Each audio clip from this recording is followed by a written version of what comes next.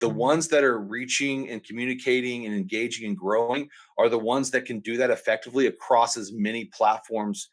Conquer Local. It's really a breath of fresh air. Good times. I help leaders go from anxiety to authority under pressure. And then let's go and get it. It's an ecosystem. The hardest part here is going to be getting me to shut up on this one. Conquer Local with Vendasta, hosted by Jeff Tomlin. Welcome to the Conquer Local podcast. Our show features successful sales leaders, marketers, thought leaders, and entrepreneurs who will inspire you with their success stories. Each episode is packed with practical strategies as our guests share their secrets to achieving their dreams. Listen in to learn the highlights of their remarkable accomplishments and get tips to revamp, rework, and reimagine your business. Whether you're a small business owner, a marketer, or aspiring entrepreneur, the Conquer Local podcast is your ultimate guide to dominating your local market. Tune in now to take your business to the next level. I'm Jeff Tomlin, and on this episode, we're pleased to welcome Chandler Boyce. Chandler is a founder and CEO of the Marketing Co-op, a full-service agency that focuses on developing custom-tailored marketing strategies for leaders. He emphasizes the importance of understanding and utilizing the digital space for effective communication and outreach.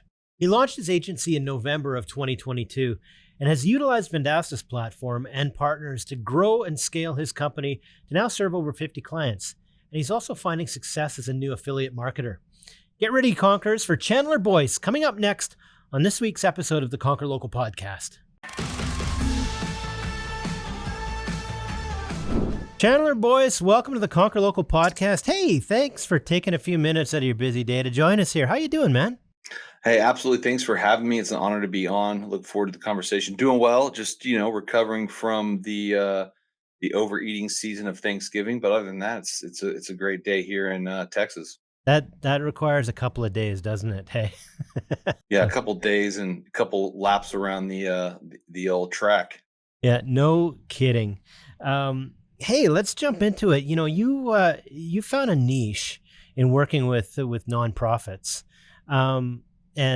So as your agency, why don't you talk a little bit about, what brought you to that group of companies to focus on and what makes them unique and a great idea to work with? Yeah, I think for me, I realized that when it comes to the nonprofit, church sector is that there seems to be, I don't know if it's a lack of knowledge, but a lack of even understanding or utilization to a lot of the tools, strategies, software, whatever it may be out there. I think sometimes, when you look at nonprofits, we tend to think that, budgets are tight. There's limited resources, but in reality that they have great missions and they have great things that they're trying to do, and they need help, and they're wanting to grow. They want to reach more people, and they want to grow their mission and what they're doing. And so it's definitely a niche that is underserved, but it's needed, and there are a lot of great organizations out there that are looking for help. They're looking for the knowledge of the resources and the strategies to help move their mission forward. Well, let's talk about some of the strategies. In chatting with some of the guests that I've had on the Conquer Local podcast, some of them have worked with nonprofits, and one of the things that I took away from my discussions was really, really important for those organizations to communicate a vision and their mission, and to connect with people and that out there in their audience that where that mission that they have really resonates with them. And so maybe talk a little bit about some of the effective strategies that you've got for helping organizations communicate their mission to the audience that you're trying to target.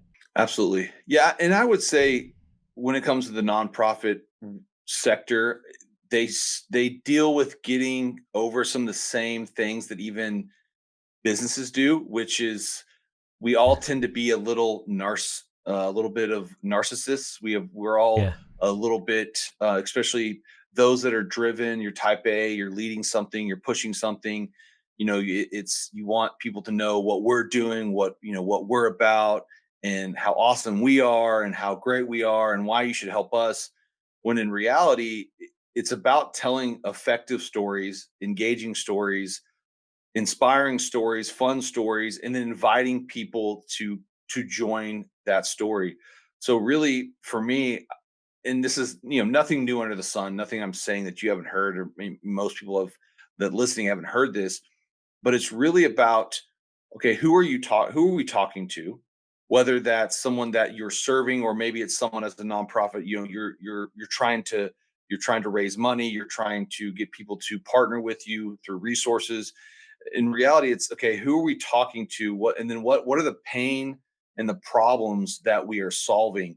And so telling stories around that, hey, this is the issues, these are the problems that are out there, this is what people are dealing with, and then this is how we solve this. We come alongside people, and we help them figure out life. We help them create better relationships, create better marriages, create better financial situations, whatever they may be doing, whatever their mission is really, it's less about the organization or the company, and it's more about, man, the stories that are out there, the stories of pain, the stories of what your organization is seen through serving and helping people, or helping other organizations or groups of people.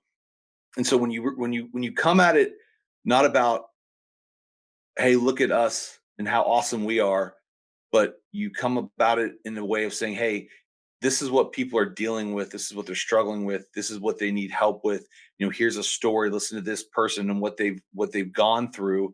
And then you say, hey, if you want to be a part of this life change, if you want to be part of making a difference in this world, your community, in this space, these people's lives, it really makes a difference, because then you're not talking at people. Now it's a conversation, and you're inviting people, hey, join this conversation. Like, what are you Yeah. seeing, what are you feeling? And you start with empathy, and people relate to that. It speaks to their heart, and not just about flashing lights of, we're the best company, we're the best organization, you should listen to what we're doing. Yeah. Pulling people into the story. I love case study work. Do you have a specific example of an organization that you've worked with and that was particularly successful at communicating their vision, and how did that go? Yeah, I was trying to think of something specific. I would say this. I would say a lot of the clients that I work with, they all suffer from the same thing. They all tend to utilize their platforms, their stages, their social media more as announcements and updates, Yeah. and less about telling stories, sharing stories, testimonies. And I think when when when I see these, my clients start switching from less announcements and more storytelling, it allows the good things that are happening within their organization, around the organization. It allows for other people and other things to really speak for their organization. And so really, really, I really have to work hard with almost all my clients, and even with social media, I'm constantly telling people, listen, we've got to tell stories. Like, you've got to share and produce content that is valuable, in the sense of, are you helping people? Are you serving people? Are you engaged? Are you educating people? Do people, does your what you're saying and what you're producing, does it actually m- better people's lives? And that's just the one constant that I see time and time again, when it comes to whether that's the website or social media, or the ads that they run, the language that they put out. Even they want to talk about their mission statement, when in reality, most people don't care about your mission statement. Right. They care about, how are you helping people? What are you doing to make this world better, to make people's lives better? Yeah. And so that's the one thing that, even I would say, even for myself, I have to constantly, hey, it's not about me. It's about the people I'm helping, the people I'm serving, the Yeah. people that I want to help. and what is happening in their lives, how are we making their lives better, because when you do that, it it's less about you as the person or an organization, and again Yeah. it's about those that you're serving, those that you're helping, those that those people groups, whatever it may be. And it's about them, and that's what Mhm. people really want to hear. They don't need another slogan about you know we're the best, whatever. We're the number one organization. We're the number. It's like, no, if you're the number one organization or you're the best at what you do, you don't have to tell people you're the best, right? Yeah. LeBron James doesn't going around. He doesn't go around telling everybody I'm the best basketball player, because arguably most people would agree at some level that he is one of the best basketball players. So if you are the best, you don't have to tell people that. You just got to tell 100%. people. You got to show people what you're doing. So Communicating the change that you're making in the world. I like that. yeah. By the way, I wanted to ask you. I've seen a couple of different approaches with nonprofits in their advertising in particular, and one is, you communicate, a difficult situation, and they sort of tug at the heartstrings, and so there's that approach, and then there's another approach where Mhm. they show someone that has been, part of or in a particular situation, and it's an uplifting story about, positive change that was created. And I was just curious, if you've seen what one approach more successful than the other, in terms of Yeah. approaches to the advertising. No, that's good. So, and different people say different things, but there's kind of two different thoughts when it comes to communicating, messaging, and even getting people engaged. Whether that's you're trying to get people to give their time, you're trying to trying to get them to give their talents, or their treasure or their money, Yeah. right? And so you have, most people say there's 4 to 5 different type of people who want to give, right? You have people that they give spontaneously, right? They see something Right. like, I'm just going to give. And then you have people that want to give to building projects. So they want to give to something that they can see that is being built, or they want to give to something that helps, you know, children, family, people who are in need. So I think in reality, the more people that you can speak to and the ways that you can communicate those things, I think it helps. Now, I don't think you need to do every single type of person. I think you got to figure out,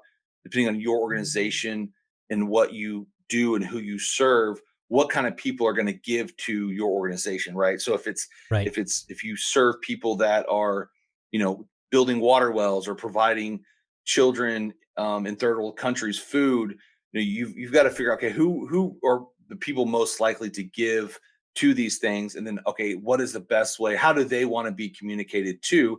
And so, you're going to want to show, if it's, for instance, if it's an organization that provides meals for children, education, you're going to want to show that, okay, here's where they are now, here's the problems, the issues, the desolation, the poverty that they live in, they live in.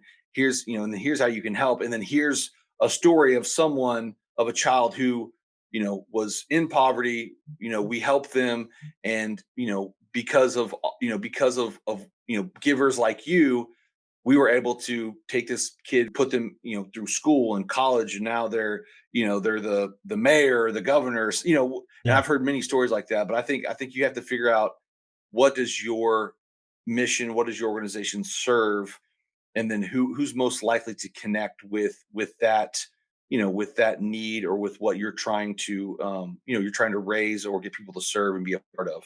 Well, that's a great takeaway. Just figure out your audience and figure out how they want to be communicated to. Great takeaway. Um, Chandler, there's another area that I wanted to touch on while I have some of your time on the podcast, because you've got quite involved in affiliate marketing as well, and I see more and more people dipping their toes into it and becoming more popular for a variety of reasons. See a lot of Mhm. software companies and SaaS companies, agencies taking advantage of affiliate Yeah. marketing, and I see more people being successful with it. And so, maybe talk a little bit about how you got started with it, and if you have any tips for someone that's starting out, because I know that you've had success with it as well. If you have any tips for people that are thinking about it. Yeah. And let me say this. I would not say that I am an expert affiliate marketer.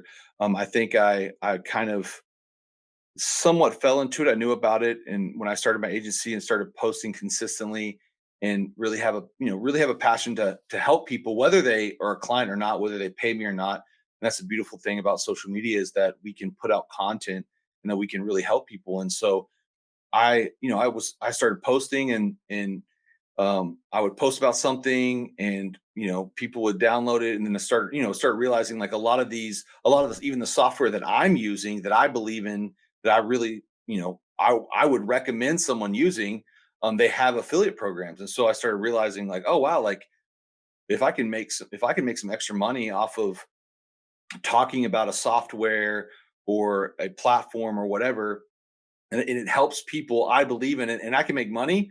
Well, heck yeah. Like, I'm already making content every day, and I'm already talking about, you know, ways to increase your social media and SEO, and, ad strategies and all that stuff. Yeah. Why not put in the software in there? And so I've really, for me, with affiliates, I would start with, and this is my conviction. I think there's different ways to do it, and I know, a lot of affiliates out there, they'll just kind of, they find out, they'll go through and find every affiliate program they can, and then just, talk, make a post and whatever, and who knows if they actually believe in it, Yeah. which you could probably make more money that way. But my integrity is, like, I find platforms, software that I believe in, that I use, that I recommend. And a lot of them have been software that I would recommend even before I knew they had an affiliate program. And so now I turn that around, and hey, I use this, you should too.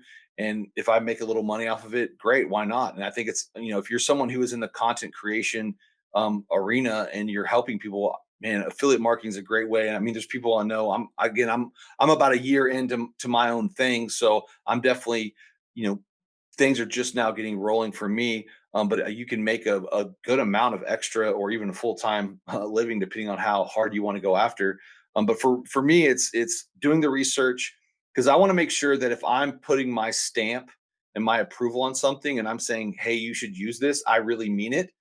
Because I believe that the people who are listening to me, they trust me. And so I want to make sure that I keep my trust, and that I build my authority. And I don't want to recommend something that just, yeah, they pay me a little bit and great, boom, let's do it.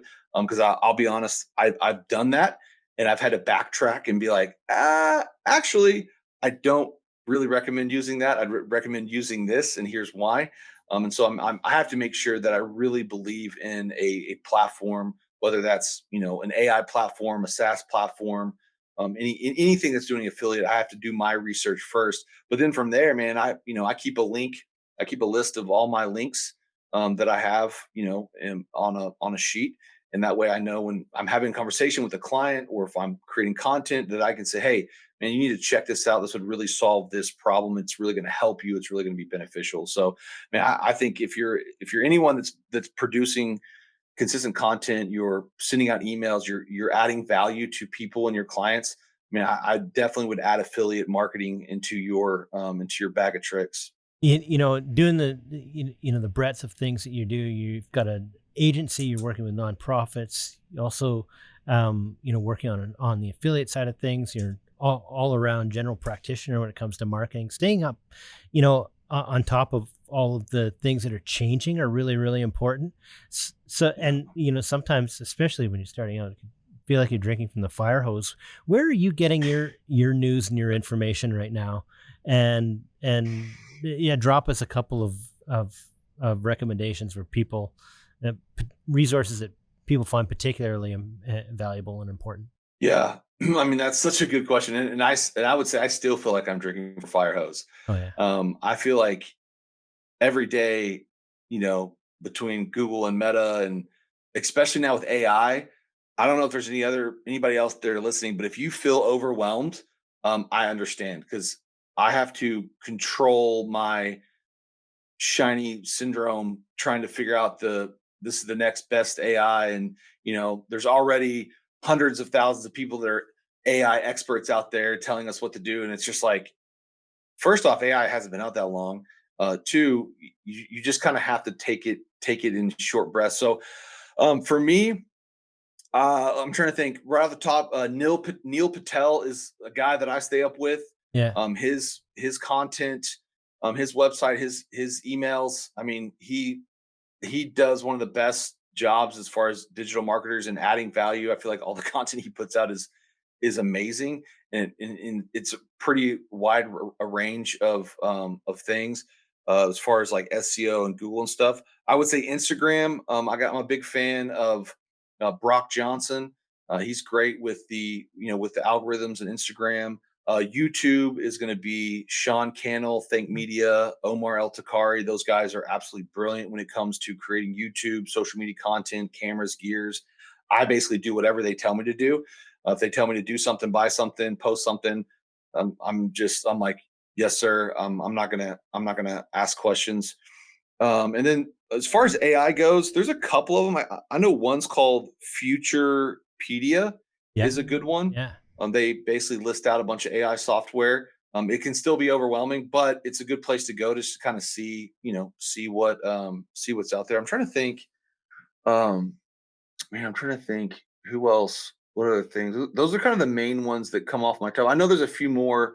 There's a few other guys that are in my inbox. I mean, I really think these days the best place to learn and stay up to date is social media and email campaigns, because no one can produce, you almost can't produce written content or like almost evergreen content fast enough because it's changing so much. Yeah. So really social media and getting on the right email campaigns is about the only way to go in my opinion. What are it reminds me, what is the main metric that you sort of track when you're looking at success for the campaigns for your clients, the nonprofits that you're working with? What are the most important indicators of success for campaigns that you run for them? Are you building awareness mostly, or is it in terms of donations? What's the needle that you're trying to move most of the time? I would say most of the time the needle I'm trying to move is getting a good foundation and getting awareness, getting messaging dialed in, getting branding dialed in, and and getting an omni-channel strategy together.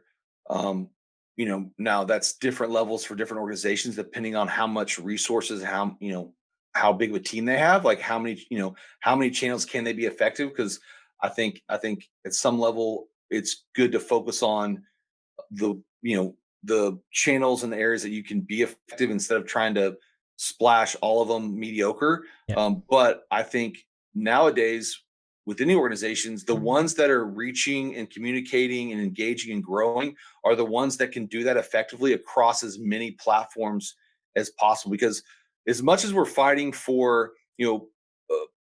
maybe competition or another organization or whatever, we're really fighting for people's attention. So we're having to fight the noise and the constant communication that people are receiving every day. So making sure that when we do show up, we show up consistently, we show up constantly, we show up and we're communicating effectively, and we're not just boring posts and boring language, that we're creating emails and content that people are reading and watching and engaging and commenting and responding and clicking, and really making sure that we're utilizing of the content and the platforms that we have to move people to the next step. So for me, it's really, I'm really taking most of my clients. It's we're really just getting started. I have a few clients where we can get deep down in the weeds, where we're getting specific. We're targeting specific people with specific content, and we're segmenting content and segmenting ads. For the most part, I'm just trying to educate people and listen. Like, you can do this digital marketing thing. It just takes some time. It takes a little bit of process. Then once you get going and you know what you need to be doing, okay, then we can start adding on to the next layers. Chandler, we've covered an awful lot of ground. If there's one or two takeaways that you wanted to leave the audience with, what would they be?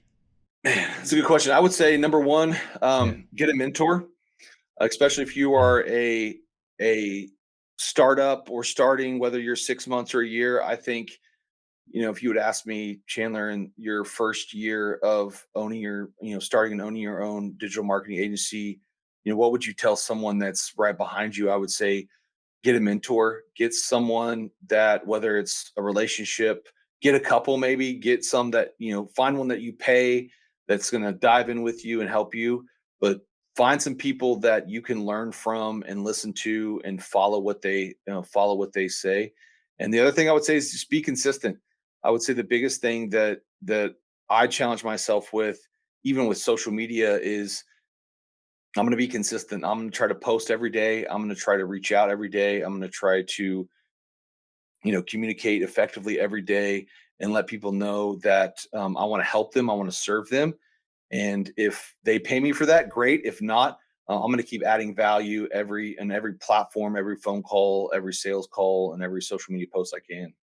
And I would add, if get a mentor no matter what stage you're at, whether you're starting out or whether you're 30 years in, because all of us could use mentors and guidance at any level. That's true. That's for sure.